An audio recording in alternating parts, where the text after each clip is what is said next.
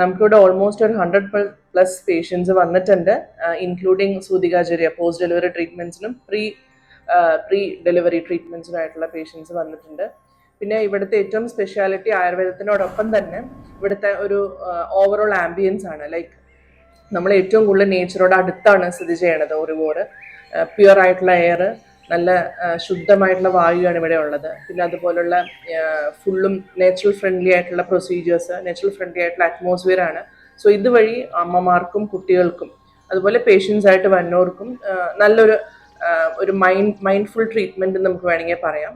അത് ഭയങ്കരമായിട്ട് എഫക്റ്റീവായിട്ട് കിട്ടാറുണ്ട് എല്ലാവർക്കും.